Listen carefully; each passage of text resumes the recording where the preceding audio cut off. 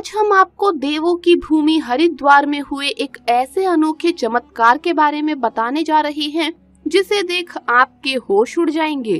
दरअसल दोस्तों, हम बात कर रहे हैं उत्तराखंड के हरिद्वार की, जहां अचानक से 16 साल की लड़की गंगा नदी में दौड़ने लगी। दोस्तों, सुनने में आपको बहुत ही अजीब लग रहा होगा, लेकिन ये सत्य घटना है। कहते हैं कि यदि एक बार महादेव की कृपा किसी पर हो जाए तो वो भव सागर को पार कर लेता है। ऐसा ही महादेव के परम भक्त के साथ हुआ। तो आइए जानते हैं इस सच्ची घटना के बारे में। लेकिन वीडियो शुरू करने से पहले महादेव के सच्चे श्रद्धालु कमेंट बॉक्स में हर हर महादेव जरूर लिखिएगा। दोस्तों, देवों के देव महादेव के लिए एक लाइक तो जरूर बनता है। दोस्तों, बहुत समय पहले की बात है। उत्तराखंड के हरिद्वार में एक नागा साधु की कुटिया थी। वो नागा साधु महादेव भगवान शिव के बहुत ही बड़े भक्त थे। वो अपने सरल स्वभाव के कारण अत्यंत लोकप्रिय थे और साधु पूरा दिन महादेव के मंत्रों का जाप करते थे। दोस्तों, हरिद्वार से दूसरे गांव से एक रीना नाम की लड़की रोज उस साधु के लिए खाना लाती थी। उसके बाद ही अन्य साधुओं को रीना खाना खिलाती थी। एक दिन रीना साधु के लिए देर से खाना लाई तो बाबा ने कारण जानना चाहा। रीना बोली, आज नदी पार करने के लिए नाव देर से मिली, इसीलिए मुझे देर हो गई। इस पर नागा साधु बोला, बेटी, लोग तो भगवान के नाम से भव सागर को पार कर जाते हैं, तू एक नदी ना पार कर सकी। रीना पर बाबा की बात का गहरा प्रभाव पड़ा। अगले दिन वो सुबह सुबह बाबा के द्वार पर खाना लेकर पहुंच गई। बाबा ने पूछा, रीना, आज तुम इतनी जल्दी कैसे आ गई? बाबा, आपने ही तो भगवत नाम का सहारा सुझाया था, आज उन्हीं का नाम लेकर नदी पार कर गई। अब नाव का सहारा लेने की जरूरत जीवन भर नहीं पड़ेगी।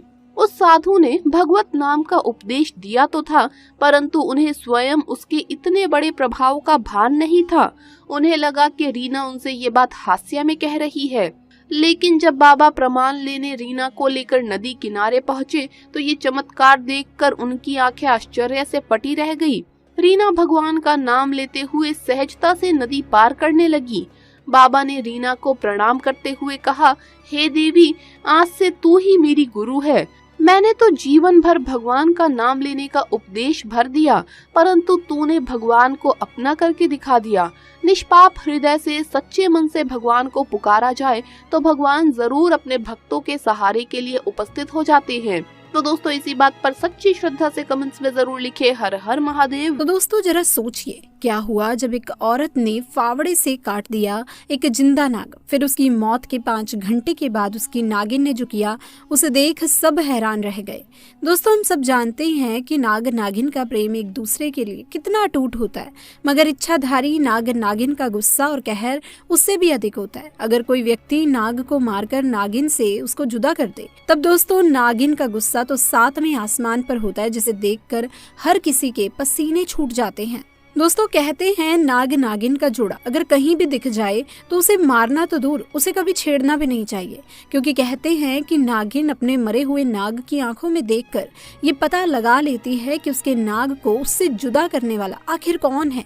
और जब तक नागिन अपना बदला पूरा ना कर ले वो चैन से नहीं रहती। और ऐसा ही कुछ हुआ उत्तर प्रदेश के एक छोटे से गाँव में रहने वाली शकुंतला देवी के साथ में, जहाँ शकुंतला के हाथों से नाग की मौत हो गई। और फिर जो उसके साथ हुआ उसे देखकर दोस्तों आपके भी रोंगटे खड़े हो जाएंगे। दरअसल दोस्तों, यहाँ पर अपने नाग की मौत पर नागिन ने कुछ ऐसा किया जिसे देखकर हर किसी के होश उड़ गए। दरअसल इस गांव में काफी उपजाऊ खेत है और जिसमें वहाँ के स्थानीय लोग खेती बाड़ी करके अपना गुजारा करते हैं। दोस्तों, एक दिन एक नाग नागिन का जोड़ा उस गांव में भ्रमण करते हुए वहां के खेतों में पहुंच गया। 3 दिन तक वो जोड़ा खेतों के चक्कर लगाता रहा। कई लोगों ने उन्हें देखा भी कि ऐसे में कुछ लोगों को खेतों में जाने से डर लगने लगा। लेकिन 3 दिन बीत जाने के बाद लोगों को नाग नागिन का जोड़ा खेत में नजर नहीं आया। फिर से बिना डरे सभी अपने काम में जुट गए। एक दिन भरी दोपहर में श्रीपाल और उसकी पत्नी शकुंतला अपने खेत में फावड़े से काम कर रहे थे। तभी दोस्तों वहाँ वो नाग नागिन एक दूसरे से बिछड़ गए और नाग अकेले नागिन को ढूंढते ढूंढते उसी जगह पहुंच गया जहां ऋषिपाल अपनी पत्नी के साथ अपने खेत में काम कर रहा था। तभी दोस्तों अचानक शकुंतला की फावड़े से कटकर उस नाग की मौत हो गई, क्योंकि उस नाग का सर शकुंतला के फावड़े से कट गया था। ये देखकर शकुंतला के तो पसीने छूट गए और जोर जोर से वो चिल्लाने लगी। तभी पास में काम कर रहा ऋषिपाल वहाँ पहुँच गया। शकुंतला ने ऋषिपाल से घबराते हुए कहा, मैं अपना काम कर रही थी, पर अचानक से ये नाग मेरे फावड़े के नीचे आ गया और उसका सर कट गया। तब दोस्तों ऋषिपाल बोला, हमारा काम खेती करना है, नाग नागिन का खेतों में आना और उनका हमारे हाथों मर जाना बहुत ही मामूली सी बात है। इस घटना को ज्यादा गंभीरता से लेने की कोई जरूरत नहीं। लेकिन दोस्तों शकुंतला ये नहीं जानती थी कि ये नाग साधारण नहीं बल्कि इच्छाधारी नाग है। ऋषिपाल की बातें सुनकर अब शकुंतला की हिम्मत थोड़ी बढ़ गई और उसने उस नाग को फावड़े से उठाकर खेत की झाड़ियों में डाल दिया। और दोस्तों यही उसकी जिंदगी की सबसे बड़ी भूल थी, क्योंकि वो इस बात से अनजान थी कि वो इच्छाधारी नाग है और उसकी नागिन भी इच्छाधारी है। शाम का समय हो रहा था, तो ऐसे में ऋषिपाल और उनकी पत्नी अपने घर चले गए और घर जाकर दोनों ने खाना खाया और आराम करने के बाद दोनों बेफिक्र होकर सो गए। लेकिन दोस्तों वो नागिन कहाँ शांत रहने वाली थी। उसने अपने नाग का बदला लेने के लिए उसी दिन उसकी मौत के 5 घंटे बाद नागिन उसके गांव में आ गई और शकुंतला के घर को ढूंढते हुए गांव वासियों के घर में घुसकर लोगों को डसना उसने शुरू कर दिया। उसने जैसे ही 2 घरों में लोगों को डसा तो पूरे गांव में हड़कंप मच गया और सभी लोग चिल्लाते हुए गांव के बाहर एकत्रित हो गए। फिर वो नागिन गांव के महादेव के मंदिर में चोटी पर जाकर बैठ गई और देखते देखते उसने एक विशाल रूप धारण कर लिया। दोस्तों वो दिखने में बहुत ही भयंकर और डरावनी हो गई थी। उसका ऐसा रूप देख वहां मौजूद लोगों के तो होश उड़ गए। उसको शांत करने के लिए मंदिर के पुजारी ने मंत्रों का उच्चारण जोर जोर से करना शुरू कर दिया। कुछ ही देर में तो नागिन अपने साधारण रूप में परिवर्तित हो गई और मंदिर से उतरकर दूर जाने लगी। वो पूरी तरह से शांत होकर अपने रास्ते चली गई।